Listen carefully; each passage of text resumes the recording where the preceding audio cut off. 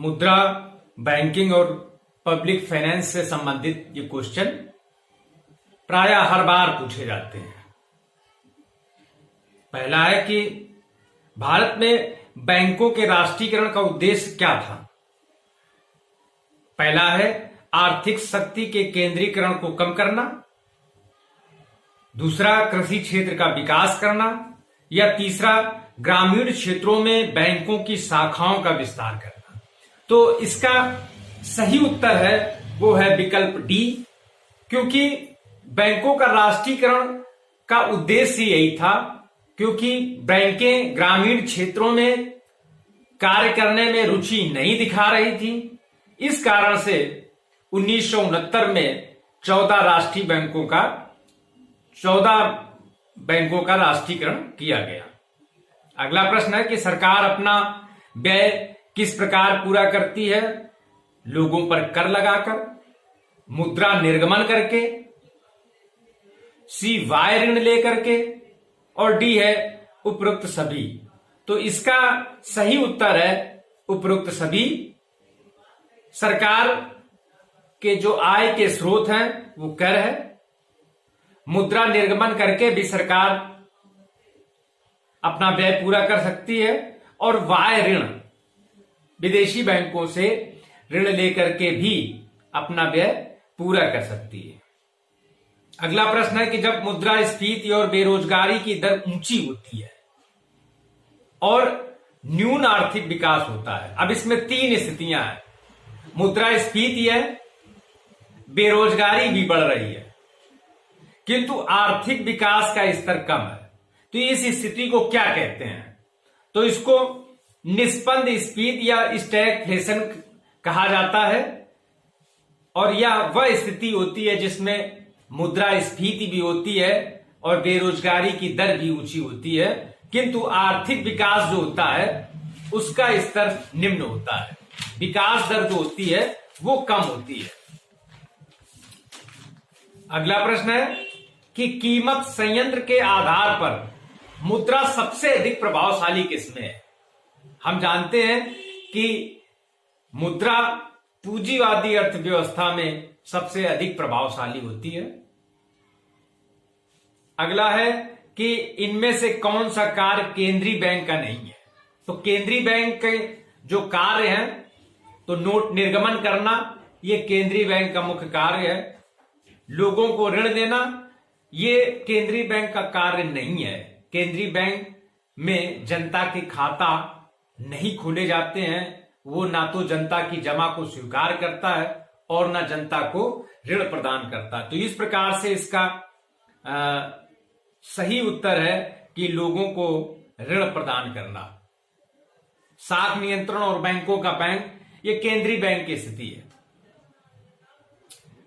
अगला प्रश्न है कि अधिकतम सामाजिक लाभ सिद्धांत का विश्लेषण किसने किया था। तो इसका सही उत्तर है प्रोफेसर डाल्टन। डाल्टन ने अधिकतम सामाजिक लाभ सिद्धांत का प्रतिपादन किया था। अगला प्रश्न है कि गुणात्मक साख नियंत्रण का क्या उद्देश्य है। उपभोक्ता साख का नियमन करना, दूसरा साख की राशनिंग करना, तीसरा नैतिक दबाव। तो इसका सही उत्तर है उपरोक्त सभी। गुणात्मक साख नियंत्रण विधि में साख नियंत्रण नैतिक दबाव के माध्यम से इस प्रकार से किया जाता है। अगला प्रश्न है कि मुद्रास्फीति में किस वर्ग को लाभ होता है। तो मुद्रास्फीति में जो ऋणी होता है, जिसने ऋण लिया है, उसको लाभ होता है। अगला प्रश्न है कि विनिमय या लेन देन समीकरण कौन सा है। तो इसमें पहला है MB बराबर PT और दूसरा है P बराबर MB/T।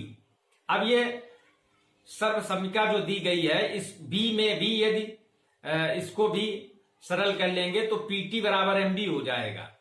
तो पहले में राइट हैंड साइड ए में जो है वो बी में लेफ्ट हैंड साइड में हो जाता। तो इस प्रकार से ये दोनों समीकरण जो हैं ये सही है। अगला प्रश्न है कि मंदी के समय सार्वजनिक व्यय को क्या किया जाना चाहिए। तो मंदी के समय सार्वजनिक व्यय को बढ़ा देना चाहिए। अभी कोरोना के समय में भी हाल में ही भारतीय रिजर्व बैंक के गवर्नर ने सरकार को यह सलाह दी है कि सार्वजनिक व्यय को बढ़ाया जाए। राजकोषीय घाटे को दरकिनार करके भी सार्वजनिक व्यय को बढ़ाने की सलाह भारतीय रिजर्व बैंक के गवर्नर ने दिया है। अगला प्रश्न है कि व्यापारिक बैंक क्या करते हैं। तो पहला है साख नियंत्रण। तो हम जानते हैं साख नियंत्रण का कार्य केंद्रीय बैंक के द्वारा किया जाता है। तो इस प्रकार से ये पहला विकल्प जो है ये गलत है। दूसरा साख का निर्माण, और ये सही उत्तर है क्योंकि व्यापारिक बैंक जनता की जमा को स्वीकार करते हैं और हम जानते हैं कि जमा से साख का सृजन होता है। तो इस प्रकार से व्यापारिक बैंक साख निर्माण का कार्य करती हैं। तो इसका सही विकल्प है बी। अगला प्रश्न है कि इसमें कौन सा कथन सत्य है। पहला है लोक वित्त और निजी वित्त दोनों में गोपनीयता होती है।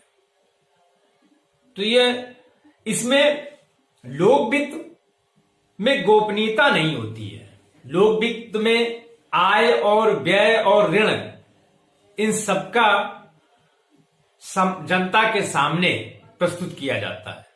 हम जानते हैं कि फरवरी माह में देश का बजट प्रस्तुत किया जाता है और बजट लोक वित्त ये गोपनीय नहीं होता है और निजी वित्त गोपनीय होता है। तो इस प्रकार से पहला कथन असत्य है। दूसरा लोक वित्त और निजी वित्त दोनों का उद्देश्य अधिकतम लाभ प्राप्त करना होता है। तो इसका सही विकल्प है बी, क्योंकि लोक वित्त और निजी वित्त दोनों का उद्देश्य अधिकतम लाभ प्राप्त करना होता है।